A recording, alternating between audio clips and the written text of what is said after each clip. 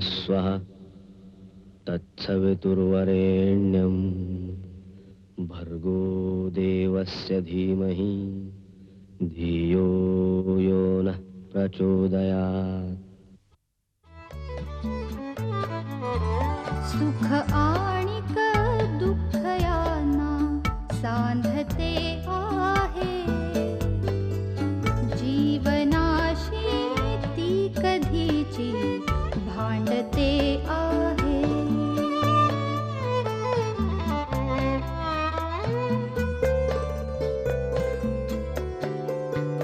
दोन डोळ्यांनी मुक्याने बोलताना ती वेगळे काहीतरी बघ सांगते आहे.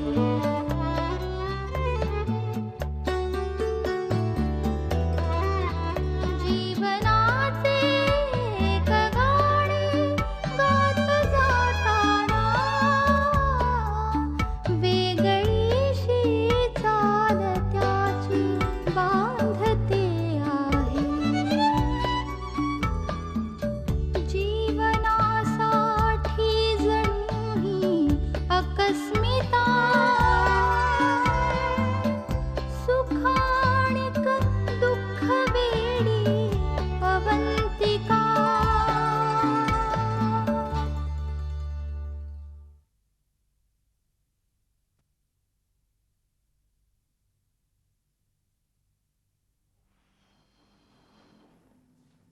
काय हो?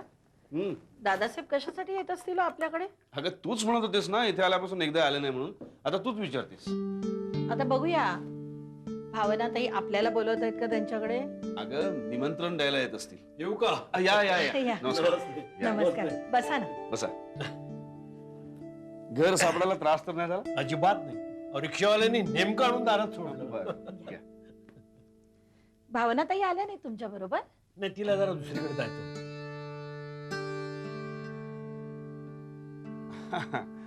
तुम्ही स्वतःहून आलात ते खूप चांगलं केलं. ही म्हणतच होती तुम्हाला एकदा बोलवायचं म्हणून. अरे मग बोलवायचं ना. पण पुण्यात आमच्या परिचयाचे असं कोणी फारसे नाहीये. रिटायर्ड लाईफ म्हणजे शिक्षा असते हं. अर्थात माझ्या बाबतीत तो प्रश्न नाहीये. इतरांचं काय? खरंय हो, मी सुद्धा घरी असायचे ना तेव्हा मला अगदी असंच वाटायचं. भावनाताईंना सुद्धा खूप कंटाळा येत असेल ना घरी? तर तेव्हा मी तिला सांगितलं की अगं तू सुलभाताईंना जॉईन हो ना. अरे वा, खरंच छान कल्पना आहे. हा म्हणजे दोघी विहिणी विहिणी एकत्र काम करतील ना. विहिणी? बोलता बोलता मी बोलून गेलो.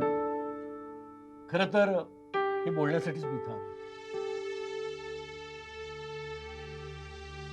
म्हणजे अवंतिकाला सून करून घ्यायची आमची इच्छा आहे.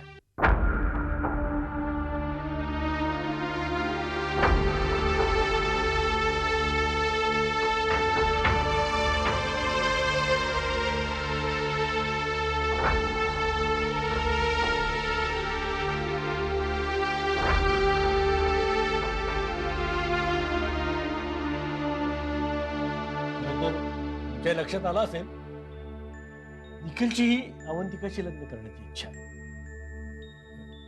नाही, मी जरा मुद्दाम स्पष्टपणे बोलतो. अवंतिकाच्या मनस्थितीची मलाही पूर्ण कल्पना आहे. निर्णयाची मलाही घाई नाही. पण जेव्हा केव्हा लग्नाचा निर्णय घ्याल तेव्हा ही गोष्ट लक्षात ठेवा.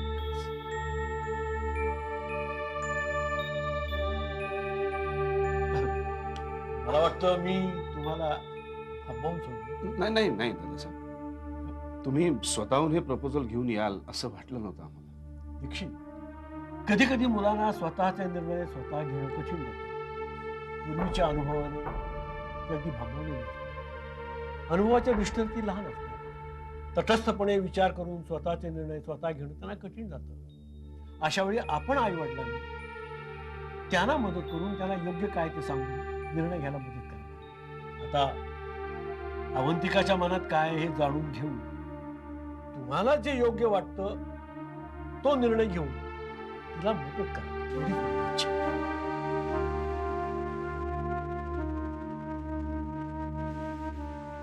दादासाहेब, आता मी जरा स्पष्टच बोलतो.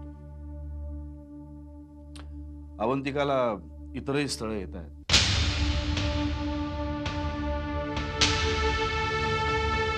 पण हा निर्णय पूर्णपणे आम्ही तिच्यावर सोडतो आणि तिच्या निर्णयावर माझा पूर्ण विश्वास आहे. फक्त एकच सांगा असं वाटतं, तिला कधीही लग्न करायचं वाटलं तर माझ्याही दृष्टीने तिच्यासाठी निखिलच योग्य असेल. बस हेच ऐकायला मी इथे आलो होतो.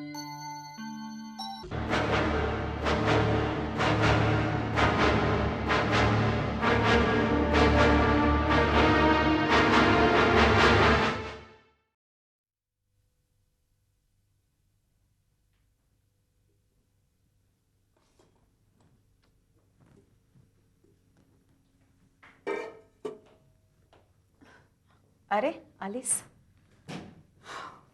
आज पण खूप लोक आले होते का ग भेटायला? हो ग, लोकांची नुसती रांगच लागली होती. माझे तर डोकंच भणभणते. मावशी गेली वाटतं परत. सदा मामा सोडून सगळेच गेले.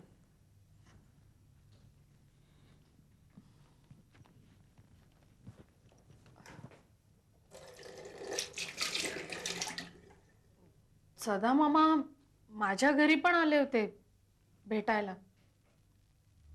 कशासाठी? सहज काहीतरी व्हीलच म्हणत होते. बिल? हो, म्हणजे ते गहाळ झालंय ना. अगं अनिता, पण हे सगळं तुला माहित आहे ना? हो, पण ते काहीच्या काहीच बोलत होते ग. असं म्हणाले की आवीनेच विल गहाळ केलं की काय. मला राग आला खूप. मग तू काही बोलली नाहीस त्यांना? बोलले बोलले मी बोलले. सानिका, आई बोलली होती का ग तुझ्याशी काही विल बद्दल? म्हणजे कुणाला काय द्यायचं, म्हणजे माझ्यासाठी काय ठेवलंय ते. म्हणजे तशी ती मला म्हणली होती की तेजसच्या नावाने काही ठेवणार आहे म्हणून. हे बघ, त्यांनी कुठे पैसे गुंतवले, काय केलं, ह्याबद्दल आम्हाला काही माहिती नाहीये. कारण पैशांच्या बाबतीत त्या मोठ्या मामांचा सल्ला घ्यायच्या. गावाकडची जमीन अवीच्या नावावर जेव्हा त्या करणार होत्या तेव्हा अगं मीच त्यांना सांगितलं होतं की अनिताचा शेअर असू दे त्यात म्हणून. अनिता,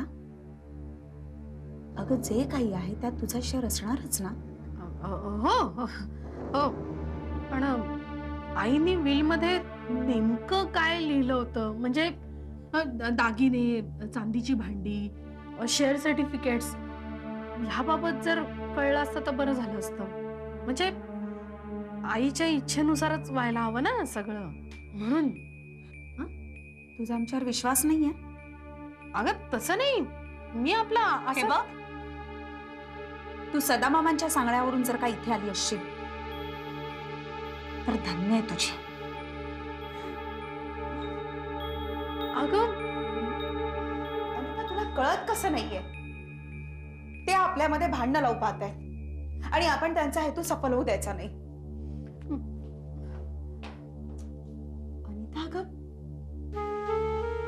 आईना जाऊन 13 दिवस सुद्धा झाले नाहीये आणि आपण इस्टेटीचा विषय काढून बसलो. अगं काय कमी आहे आपल्याला अनिता? त्या वाचून काही अडलंय का आपलं? माझं अडलंय. सदा मामा म्हणत होता की तुम्ही कुठल्याशा वकिलाकडे जाणार आहात विचारायला. मलाही घेऊन चला, मलाही कळायला हवं ना ते काय म्हणतायत ते. मी निघते, मुलं वाट बघत असतील घरी. जाताना वाण्याचं बिल पण द्यायचंय. वाढली आहे महागाई अलीकडे.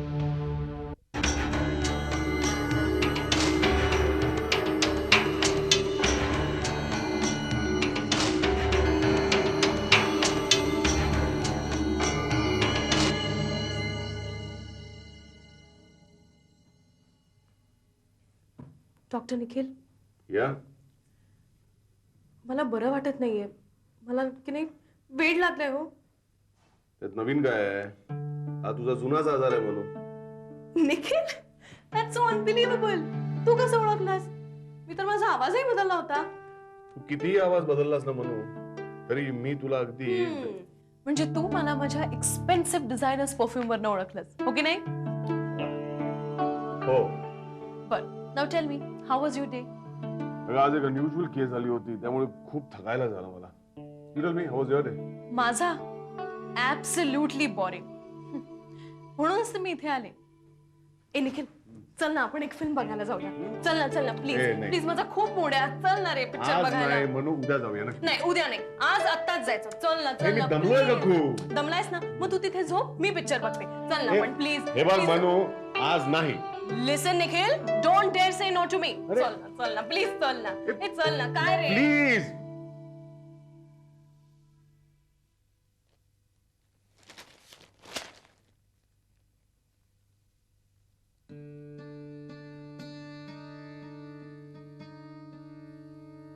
अरे, सरलादेवी मुजुमदार यांनी काढलेल्या चित्राचे प्रदर्शन आजपासून बालगंधर्व कलादालनात सुरू झाले. ग्रेट. निखिलला खूप आवडतील त्यांची पेंटिंग्स. 2 मिनिटं शांत बसशील का? एक दोन झाली 2 मिनिटं. अरे, चल आता लवकर. ऐक माझं. चल, उठ, उठ. आत्ताच्या फोन वाजतोय. हे बघ, तू हॅलो? फोनवरती जास्त वेळ बोलणार असाल ना तर मला खूप राग येईल. चल आता पिक्चरची वेळ होतीये. कोण बोलतोय? हॅलो निखिल, अवंतिका बोलते. हा, बोला वंदिका. निखिल, काय रे, गडबड काय? अगं ही मृण्मयी आहे, पिडते माहिती ना मला. मागे लागले माझ्या. थांबा. नाही तू नाही. अगं मगापासून माझ्या मागे लागले फिल्मला जाऊया. मी खरं इतकं दमलोय ना आज. पण यू नो ना, ऐकायलाच तयार नाही काही. बरं तू फोन का केला होता? नाही, मी सहजच फोन केला होता. हे तू फ्री आहेस का आता? व्हाय डोंट यू जॉइन अस? हा यू ऑल्सो कम ना. नाही, नको. का ग? अरे नको, खरंच नको. आर्य राहत नाही हल्ली माझ्याशिवाय. जरा वेळी जरी मी बाहेर गेले ना तरी कळतं पठ्याला. त्रास देतो मी. ओ अच्छा. तुम्ही जा ना. तुम्हाला उशीर होत असेल ना. You proceed. मी नंतर करीन फोन. चलो then, take care. Bye. Bye. You too. येते ती. नाही, तिला नाही जमणार आहे. So sad. असो एनिवेज, आपल्याला उशीर होतोय. अगं बस हो. काय रे, चल ना आता अगं लवकर. येतो. अगं चल, come.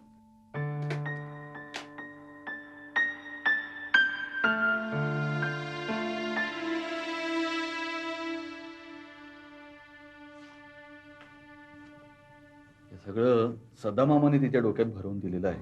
अरे पण हिला कळत नाही का रे? त्याला पण माहिती आहे ना अनिताचा स्वभाव कसा आहे ते. मला कळत नाही ह्यांना काय मिळणार आहे हे सगळं करून. माझाच मामा आहे असं आपण बोलू नये, पण काही माणसं विघ्न संतोषी असतात ना, त्यातला आहे.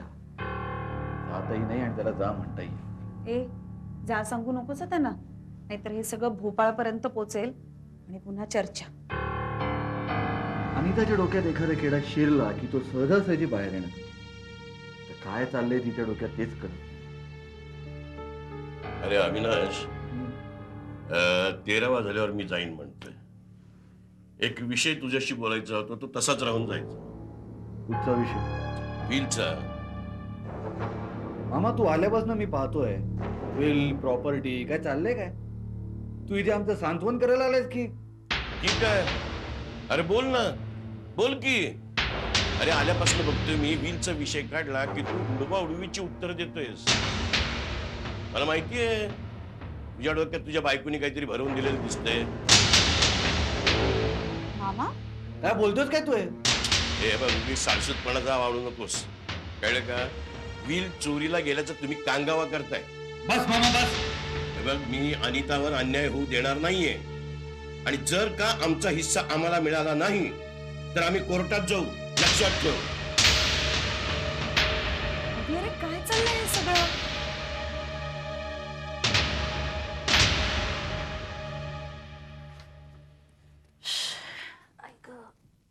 काय हो, बीपीची गोळी घेतलीत का आज? नाही आज वाटत नाही गरज मला. काय? हा नाही छान वाटतंय म्हणजे मला. काय? छान कळलं. दादासाहेब येऊन गेल्यापासून पाहते तुम्ही अगदी छान मूड मध्ये दिसताय. मग काय हो, मला तर अनिशच्या वेळेला म्हणाला होता काय घाई आहे, आणि आता निखिलचं स्थळ आल्याबरोबर लगेच खुश. नाही म्हणजे मला वाटतं अवंतिकालाही तसंच वाटत असेल. तसं बिसं काही वाटत नाहीये तिला. कशावरून? या अनिशच्या वेळेला विचारलं तर म्हणाली लग्नाबद्दल अजिबात विचारू नकोस. दादासाहेब म्हणाले ना तेच बरोबर. आपण ना अवंतीला पटवलं पाहिजे की अनिशच्या घरी त्याचे आई वडील या लग्नाला फॉर आहेत. तिसऱ्या कोणाचा प्रश्नच नाहीये, आणि दोघंही एकाच व्यवसायातली, त्यामुळे ती छान सुखी होईल त्याच्याबरोबर. अरे वा अरे वा. मी दादासाहेबांनी जे निखिल बद्दल सांगितलंय ते तू अनिशसाठी करणार? तूच म्हणायचीस ना निखिल चांगला आहे, हेल्पिंग आहे, असा आहे तसा आहे. हो आहेच, पण त्याच्या घरी भावनाताई, तो अमोल आणि ती मुर्वा, त्यांचा दृष्टिकोन बदललाय हो. त्यांच्याशी काय करायचंय आपल्याला? अवंतिकाला निखिलशी लग्न करायचं. हो, पण जाणार त्यांच्याच घरात ना. आणि भावनाताईंची इच्छा नसताना जर ती त्या घरात गेली तर कुरबुरी सुरू होणारच. त्यांना काय झालं अचानक? अचानक वगैरे काही नाही. त्यांना ना त्या शोभनाताईंचा राग ओढवून घ्यायचा नाहीये. आणि एवढं सगळं रामायण झाल्यावर त्यांची कशी इच्छा असणार हो? बरं कसं आहे, अवंतीसारखी सून लोकांना नेहमी दुसऱ्यांच्या घरात बघायला बरी वाटते, स्वतःच्या घरात नको. स्वतःच्या हक्कासाठी भांडणारी, वाद घालणारी, स्वाभिमानी. आणि लग्न काय, नातं काय फक्त नवऱ्याशी नाही हो जुळत, सगळ्या घराशी जुळतं. तर या घरात इनमिन 3 माणसं, त्यांची तोंड जर 4 दिशांना गेली तर संसाराला काय अर्थ आहे? तुमचं तुम्ही कसेही वागा, मी आपली माझ्या नवऱ्याबरोबर सुखात राहीन असं म्हणून वेगळं घर करणाऱ्यातली आपली अवी नाहीये. अहो ऐकताय काय नुसतं? पटतंय ना मी काय सांगते ते? हो, धन्य रे बाबा धन्य. तुम्ही बायका म्हणजे ना बायकाच बायकांच्या मनातलं ओळखू जाणे. नाही पण मला विचारशील ना तर मी अजूनही निखिलसाठीच फॉर आहे. मला असं वाटतं ना की मी अविलाच याच्याबद्दल विचार. 32 पानावर मी मगाशी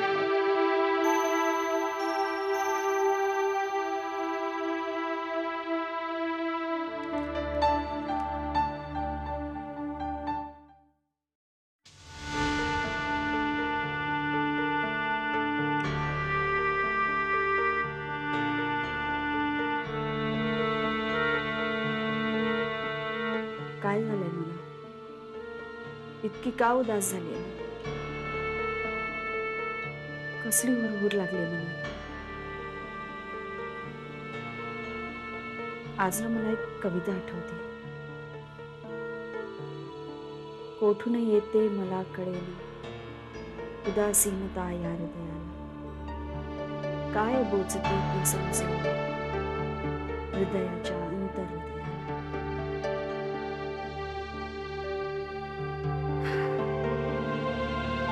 याशी रात्र की मन गढूळ व्हायला लागतं.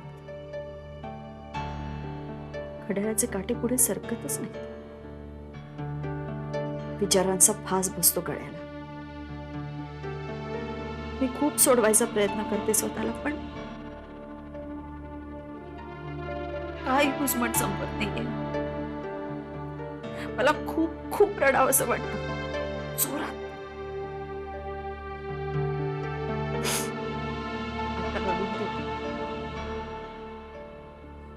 आर्य मोठा झाला की नाही रडता, कारण मला त्याला लटकं बनवायचं नाही. लोकांना कळलं पाहिजे की तू माझा मुलगा आहे. खरंच आर्य नसता तर मी काय केलं असतं, कशी जगली असते. आर्य नाही ना मला सोडून जाणार, आणि गेला तर